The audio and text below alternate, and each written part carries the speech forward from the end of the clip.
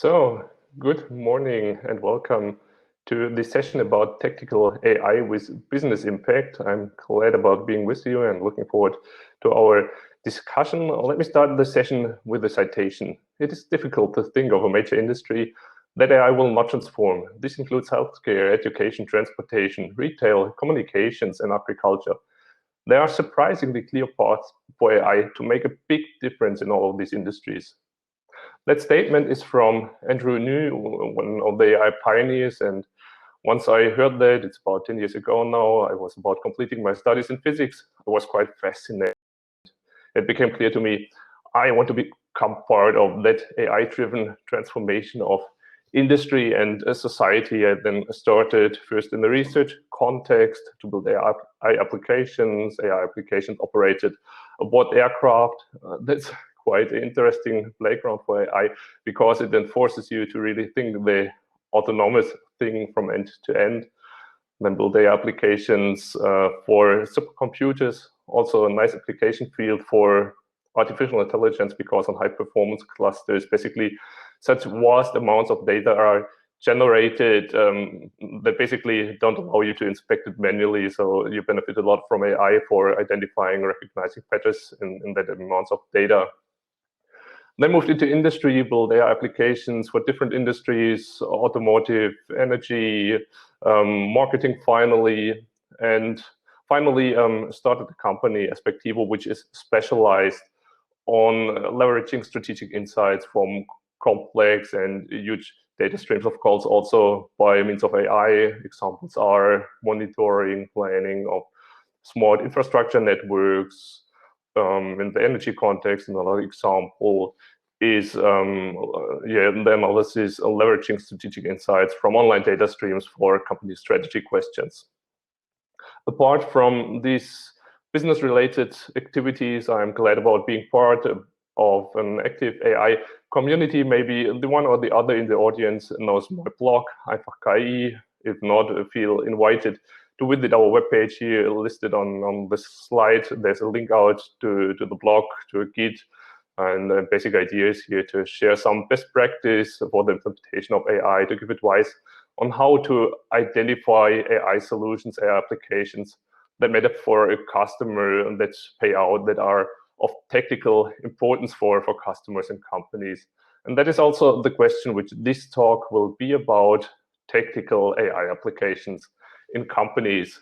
But before starting in more detail, let me first give you a quick orientation, a quick outlook, how that session will be structured. It's divided into 4 parts. In part 1, we will get an overview of how typical AI concepts, AI applications in an industry environment look like.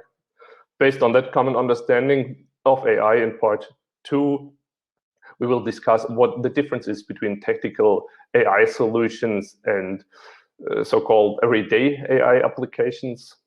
In part 3, then, we will have a closer look on the implementation of AI solutions. I will share some learnings, some 7 golden rules on how to bring AI applications on the road. And finally, we'll wrap this up. And I'm looking really forward to the discussion with you, to learn what your experiences are, what your perception is, and of course, what your open questions might be from the talk. So with this outline, let's start right ahead with part 1, common concepts of AI. And at this point, I would love to learn a bit more about you. To this end, I prepared an online poll, a survey. You should be able to participate via the conference tool. Let me check how to activate the poll. So someone, 1 second. I think you should be able to see it in the conference tool already. Question is, oh sorry, also for me, first time I'm using that tooling, but actually, yeah, it seems I'm not able to activate the polls which I prepared yesterday. So no problem. So let me improvise a bit. Question is, did you interact with AI today? Options to answer are yes, of course, or no, not today. And yeah, typical answer which I'm getting here, typical tendency, if talking to an expert audience such as we have it here in this conference, that is a selection of question number one, reflecting basically that an expert audience has a high awareness of typical AI touch points in daily life, has high awareness and good understanding of how technical solutions are working conceptually and where the AI features are hidden. So there's many of such examples. Maybe during breakfast already you've been talking to your digital smart assistant system, your Alexa, your Cortana, maybe asked for a weather forecast, or maybe on your way to work you configured your navigation system based on AI-backed speech recognition technologies. So basically, yeah, we are surrounded by AI touch points, AI solutions in daily life. And if you want to get a quick impression how vast that amount of possible AI applications is, I recommend a quick online search, can be any tool, Google or whatever, any online search engine. Just type in the keyword AI and see which additional keywords are proposed. That gives a really good idea in which industries AI is starting to play a more and more important role. Marketing, healthcare, finance, manufacturing, a place where AI solutions are becoming more relevant. You also get an idea of typical technologies behind face recognition, autonomous driving, but it also gives a good understanding of discussions. So I'm just getting the note that there's something stuck maybe with the presentation. I'm sharing my slides again for that reason. Hope it's better now.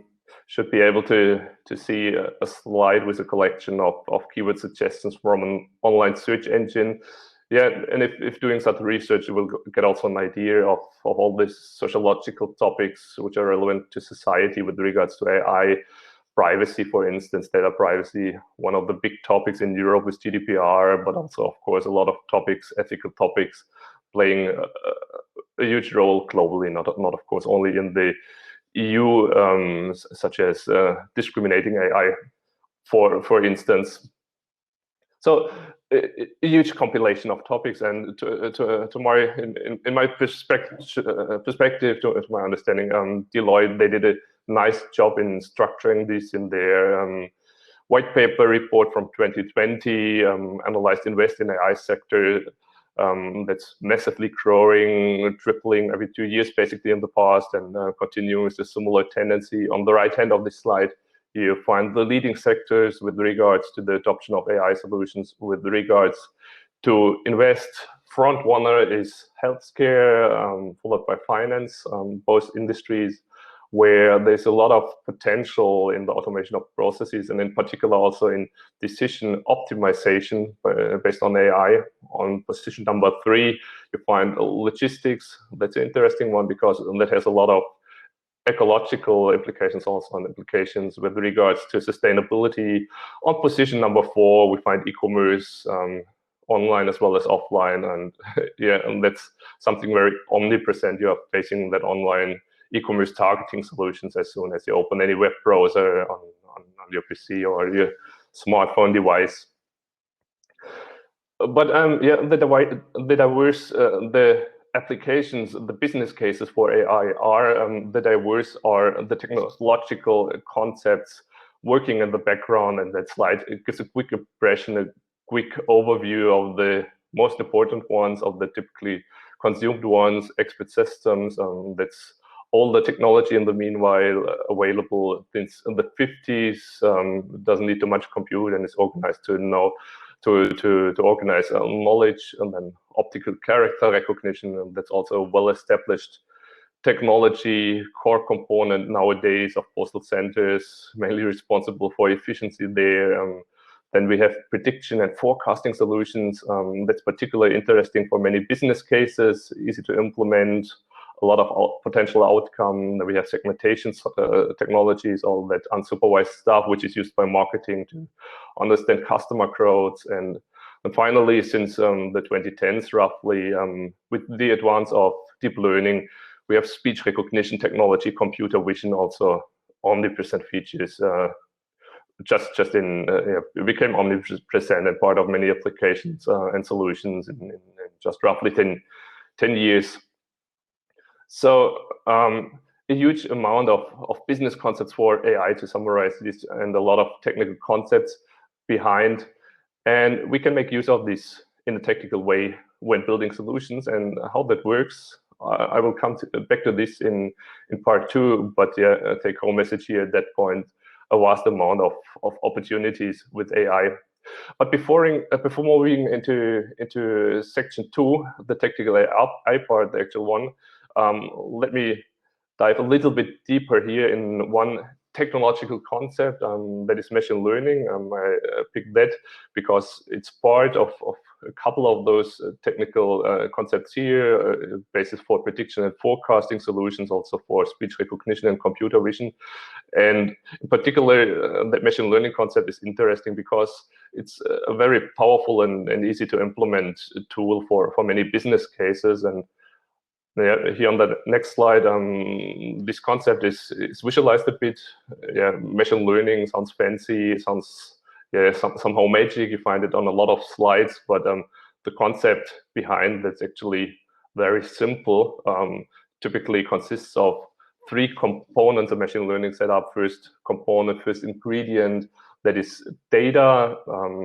Any source of data containing pieces of information that are somehow of interest for a business question, for a business case. Then we have component 2, and that's an objective which you want to optimize, which you want to understand, maybe to forecast or consume, however it might be of interest for a use case. And the third component is the magic one, that's the learning component. What it basically does is it's automatically screening your data for relationships, relationships between your data and your objective, which you want to optimize. And once it identified any of those relationships, it stores it in a rule engine. And finally, once you have that rule engine, you can use it later on to do predictions, to optimize your business objective, whatever you want. And now, yeah, some smart guys might ask, isn't that how we are doing business since decades, hiring some business analysts, searching for rules, relationships, and data, and then use this business rule to structure our daily business? But the big difference between classical business rules and machine learning is that you are identifying relationship in data autonomously. And that brings really nice opportunities. First of all, it allows you to screen very complex and huge data sets for rules and relationships, for rules which you wouldn't be able to identify by manual inspection, given complexity. Secondly, because it's automatic, it's very efficient to operate, and you can repeat it as often as you want. And that's, of course, success critical for many business cases where site constraints are changing with time. Think, for instance, of an online sales business. You want to recalibrate your rules to understand again and again user preferences as soon as preferences are changing, as soon as competitor landscape is changing. And finally, because it's autonomous, you can even deploy it on the edge devices, maybe smartphones of your customers, for adaptive learning technologies, understanding, anticipating customer behavior and needs and preferences, and that way tune your customer-facing front end. And this way, machine learning is able to give a really magic experience, but nevertheless, the concept behind that's very simple, and that's my important point here. AI applications, machine learning in particular, they are easy to understand from a conceptual perspective, and there's no need to outsource this know-how fully to AI providers, to suppliers. It's really important, and in many cases success critical, that also the AI requesters, the business consumers, have that basic understanding to know what to expect from an AI solution, how to consume it, how that works, and how you can leverage it for your cases. So quite simple thing, and yeah, how that is working here illustrated on a very simple, super simple machine example. It shows a solution for the prediction of house prices. So a classical example, you want to predict house prices based on the space of a real estate object. Can use efficiently machine learning for this here. And that super simple example, you use a couple of data points, historic data points that they are depicted, illustrated by the crosses. For these data points, the achieved price and the space of a real estate object, and then you automatically position a straight line through these dots. In that case, the algorithm used, that's linear regression, so there's nothing really new, nothing really fancy, but it's working automatically. And that straight line, it depicts a rule. It tells you what the general relationship is between space and price. And in the future, you can use it for any data point where you know space but not price, and want to forecast this somehow. To get an idea, to get this forecast, you just do first the vertical projection on your regression line, and then the horizontal projection on the price unit, and you're done. And one company which turned this quite successfully into a business, and that's a US company called Zillow. They are doing house price predictions for the US market. That way, they are making a turnaround annual one of almost $3 billion US. So their solution, they in the meanwhile became a reference for house price estimates in the US, and that's a very interesting setup for that reason, because in this case, not only machine learning is able to describe reality, but also reality is starting to adopt to machine learning recommendations for the reason of becoming a reference. Of course, Zillow, they are not using only one variable to forecast price, and they are using hundreds of those to become as precise as possible. They are also not using such a simple regression solution, such a simple regression algorithm. They are using, of course, more complex algorithms, but conceptually, the setup is working similar. So you can nowadays pick from tons of algorithms to solve your machine learning problem. So the simple range of the spectrum, you have the classical regression technologies. On the more complex side of the spectrum, you have the well-known neural networks, popular thing nowadays. But the concept is the same. You have the input variables also in the case of a neural network. Based on your historical data, you're tuning a rule set. In the simple case, it's just a line. In the complex case of a neural network, the rule set consists of an artificial network of so-called neurons, and you have a lot of interconnections here between that neurons and the weight you assign to these connections, and they are reflecting your rule set, and that can be quite complex. The more neurons you are adding to your network, and finally, once that is tuned, you can turn it into results, into forecasts, and yeah. The more complex the algorithm is you choose, the more complex, of course, is the business case you're able to cover. The more fine granular rules you can make use of, but of course, there's also cons related to complexity. The simple models, they are very easy to set up. You don't need too much data. They are easy to operate, are stable. And in the complex case, you need to invest more effort into the final build-up of such solutions. And maybe most importantly, the more complex such a model becomes, the more sensitive it is to unexpected stuff. So, for instance, corrupted data. In that case, you really need to make carefully sure your model is not reacting in an unforeseen way and doing stupid things. So that means you need to put a very sophisticated monitoring solution in place, and that also means in many cases a lot of effort from an operational perspective as soon as you are starting to scale your solutions.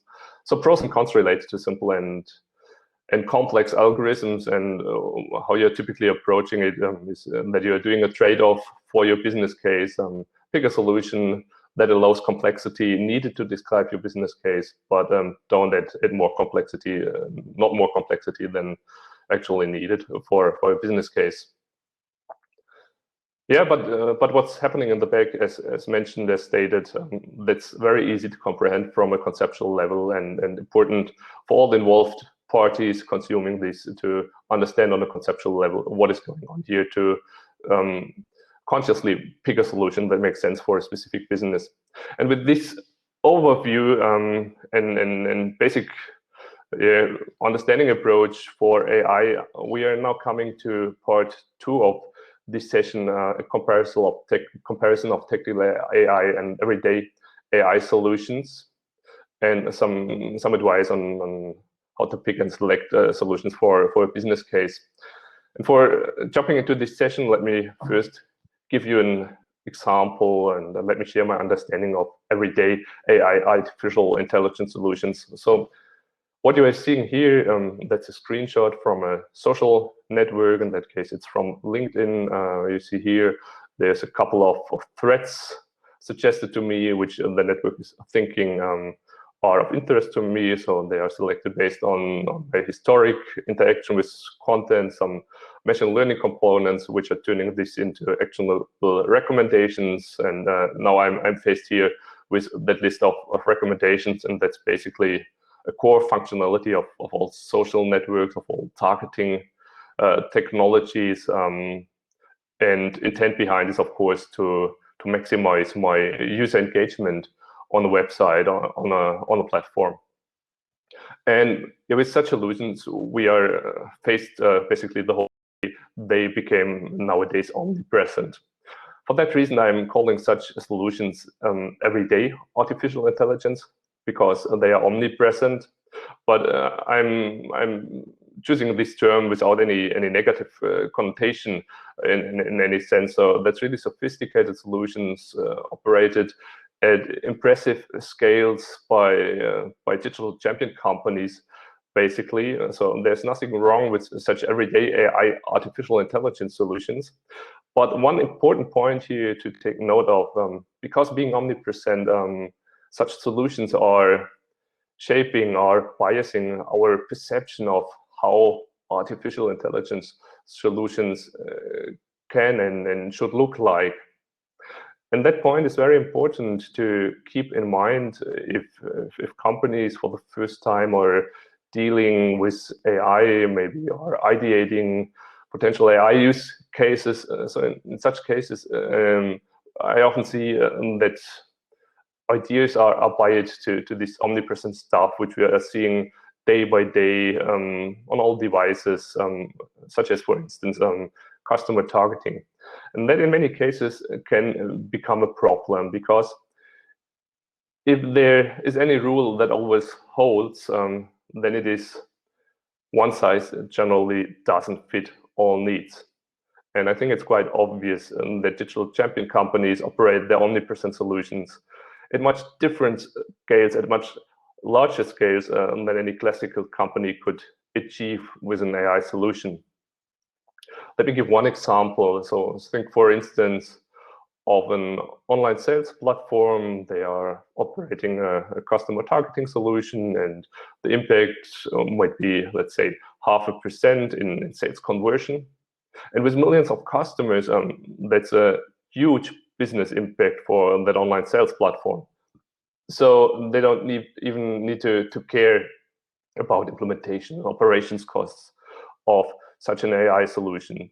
But now let's look at a classical company, maybe some dozen key account customers, and that company might have the idea also to target them based on AI in the future.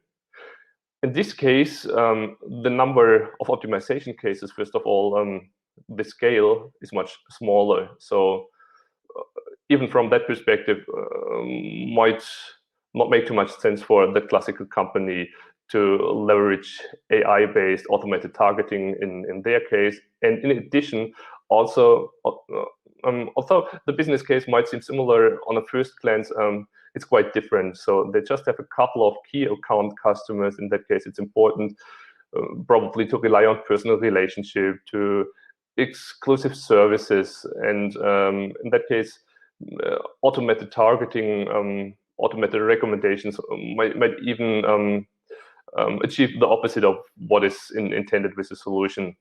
So in that case, it's not really effective to transfer that omnipresent concept of a digital champion company to the case of the classical company. So there's adjustment needed, and that's very important to keep in mind if conceptualizing AI solutions.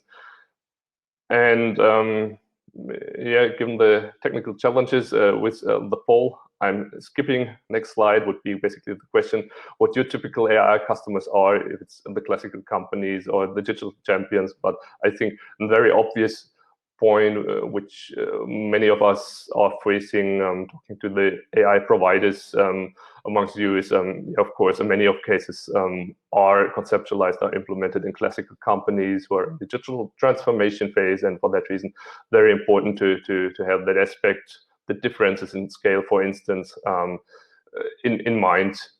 But there's some more differences, of course, between classical companies and digital champion companies when it comes to the conceptual design of AI solutions, when it comes to the implementation and operation of AI solutions. First, as discussed, that's scale. That's a very important one. Another aspect, which also is of high importance, that's typically standardization of processes. And that's important, standardized processes, because at some point, of course, you want to feed back your recommendations, your automated recommendations or whatever, into the processes, into the business processes, into the technical processes of a company. And that, of course, requires standardization to some extent. In addition to this, it's important that companies, if you want to implement AI solutions, also to some extent rely on standard KPIs, key performance indicators for steering their business. First of all, because you can use that to optimize, to tune, to build your AI solution. So in the ideal case, you are directly optimizing business targets, business critical KPIs.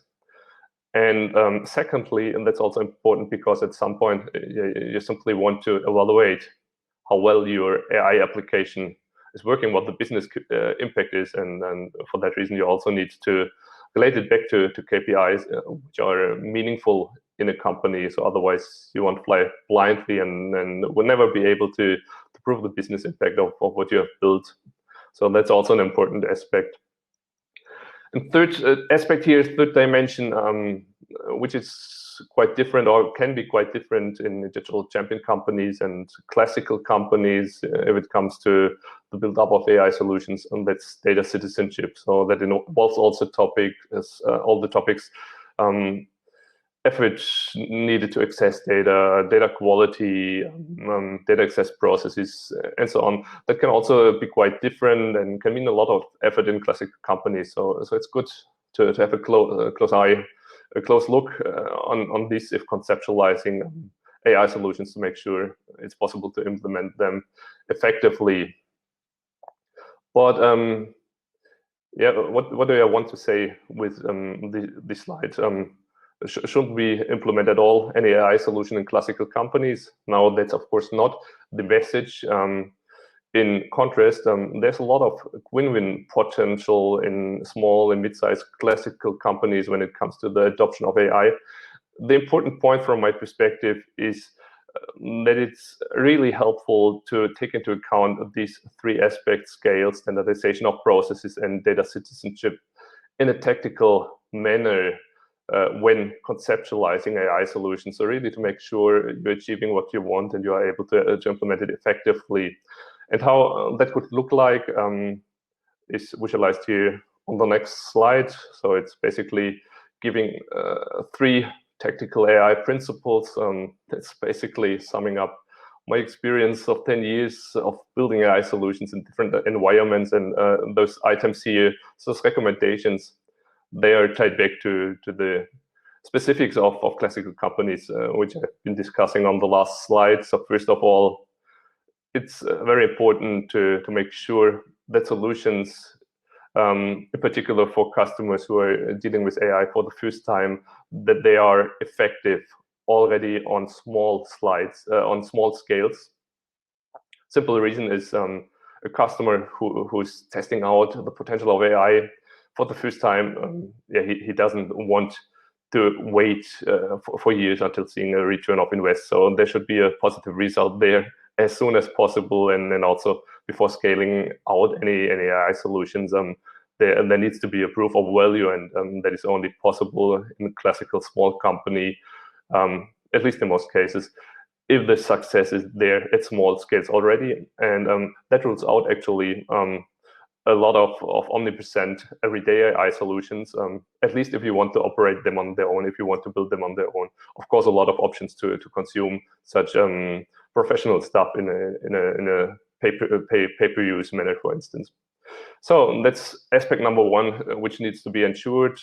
Aspect number two is that it's important for an AI solution that it is compatible with the company's processes, so that it's basically possible to feed back the outcome, the recommendations to the technical, to the business processes of a company, and that it's possible to consume it. That's basically the basis, the foundation for being effective in any sense. And finally, really, in many cases, it makes sense to leverage smart data. So in any case where effort is related to the access to data, to the inclusion of data into a use case, it can be very helpful to drop any random big data approach and rather prioritize data according to ease of access and also meaningfulness of information contained. So how you approach it. You first create a landscape of data which is available, then assess effort for access, assess information content, and then you simply prioritize and then use the ones which add most value and which are most easy to integrate. So that can speed up implementation of cases actually a lot. And how that could look like in practice, that is shown on the next two slides, and that's giving an example, a solution which we built in the recent years. The context is here e-mobility, the charging network for electric cars. So that's one of the big topics for the next decade. A lot of more electric cars expected, and in consequence, of course, a significant expansion of the charging network is needed. But that is not straightforward for energy companies. So it's not straightforward to identify locations where demand for electric charging is high, because that depends on a lot of variables, actually thousands, on traffic at a location, in the region, purchase power, for instance, points of interest at a location, coffee shops, shopping opportunities, just to name a few of those. So it's hard to identify such locations manually. But AI is perfectly suited to capture that complexity and automatically to turn it into recommendations. And that is basically the solution doing which we built. We are continuously monitoring here, in that case, the European charging network. So all connected stations are continuously recording when someone is charging, when not, and then are combining this with a geo database using some AI to find the relationship. And outcome or capability of that solution then is basically for each and every place in Europe to do a prediction, a forecast how large demand for electric mobility charging is at that specific location, and then energy companies in turn can use this to screen automatically for promising charging locations, or to prioritize the ones which they have on the agenda.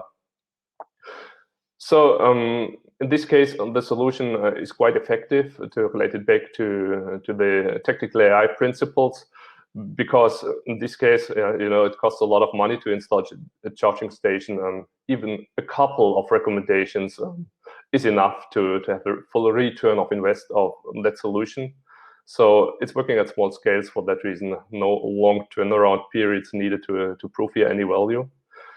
And that is actually the case for many strategic solutions. So in such cases where you use AI to provide strategic information used for company decisions, it's often the case that it is effective even on small scales. And that's actually also the reason why focus of the respective company is strategic solutions for companies which are leveraging AI.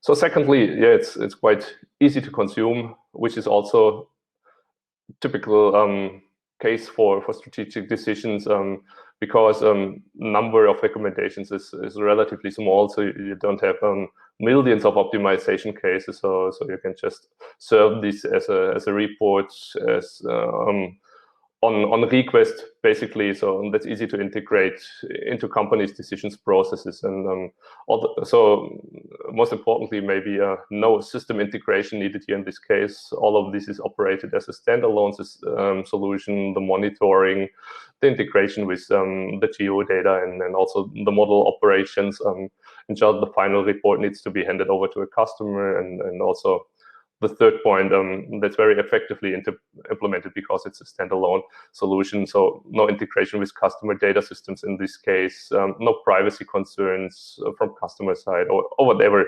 So relatively easy to build up. So yeah, one example for a solution that is nicely fulfilling the technical AI principles. But which message do I want to convey here? Is it that we are a super effective company in building technical AI solutions? No, that's of course not my message. My important point here, and that is maybe the essence of this presentation. As we have seen in part one, we have a huge number of potential business cases for AI. We have a huge variety of potential technical concepts which can be used to achieve a business goal. And it's really important, and I can really recommend to leverage this to make use of this abundance. So there's really no need to implement any solution which you are stuck with because it's not compatible with processes, because you cannot access the respective data. And there's so many options. Make use of that. So in any ideation sprint with some creative colleagues with a basic understanding of AI, how the concepts work, I'm sure in a 2-hour workshop you will come up with hundreds of ideas and proposals of AI use cases which you could implement for your business. And the important thing is now then to make use of this, to prioritize and to select promising solutions, which according to some basic principles, could be the technical ones, could be others, prioritize according to some basic principles and select solutions which are effective and easy to implement. So I think that is possible in each and every company, and makes a lot of sense to leverage this abundance in solution. And yeah, with this,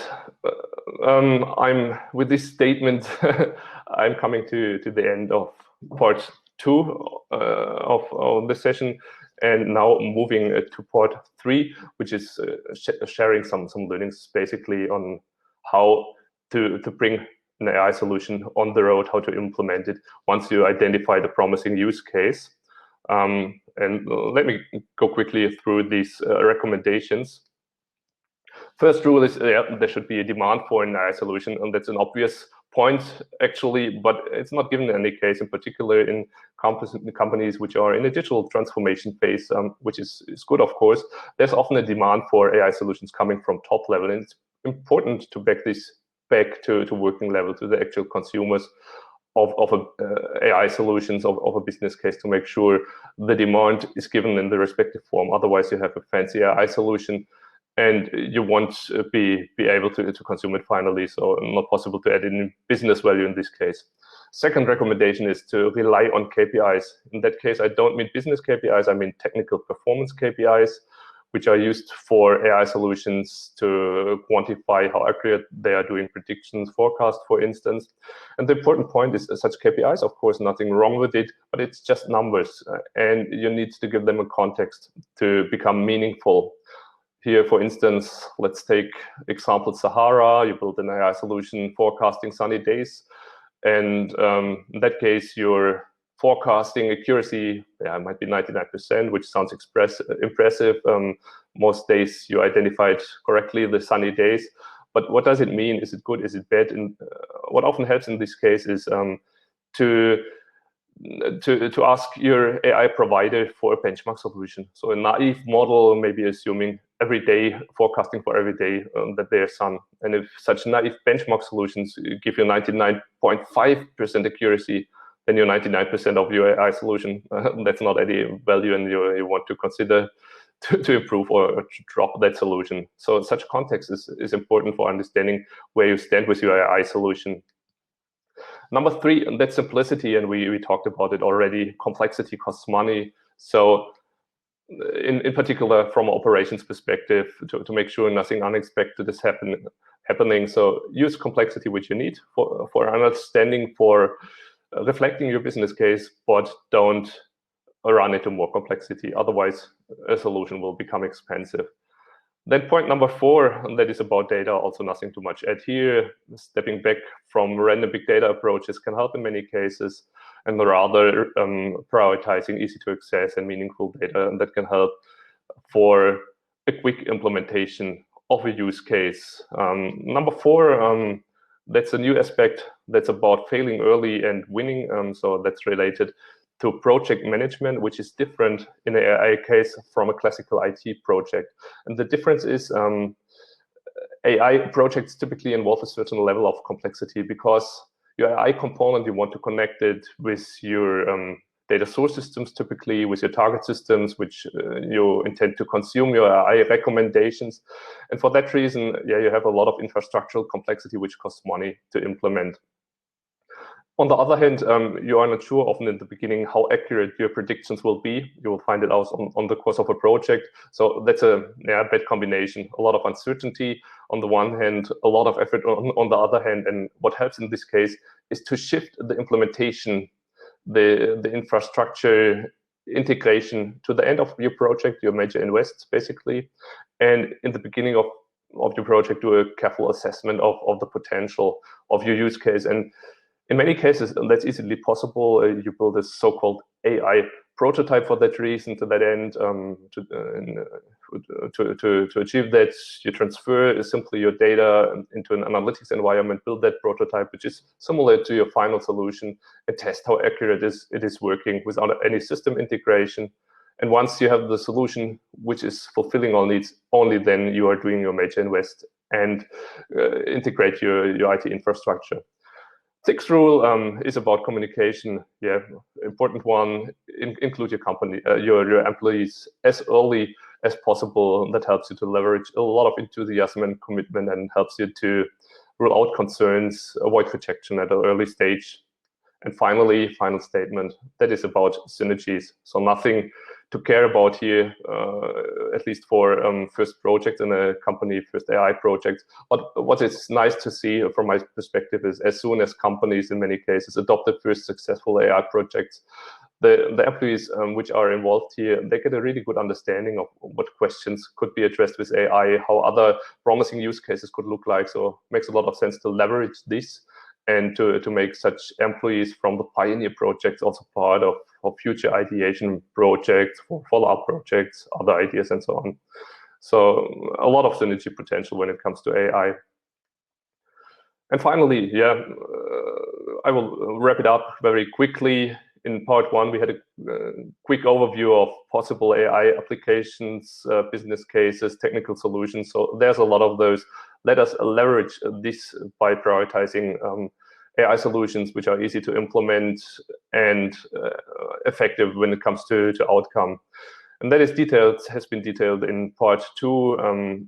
We had a closer look at the difference between omnipresent everyday AI solutions operated at large scales typically, and solutions that are of tactical interest for a specific company with all its specifics. And finally, yeah, part 3, some recommendations to have a closer look at if bringing this stuff on the road. If you want to learn more, I'm happy if you have a look at our webpage, our blog, our Git repository. If you should have any questions later on, feel free to drop me a note. Or if at any point you should be in southern Germany, in Stuttgart area, also, yeah, feel very invited to drop in for a coffee. Always glad about a nice conversation. Yeah, maybe you see it as a midterm invitation for times once Corona is over. So with this, yeah, thanks a lot for your attention. Now looking at the question, how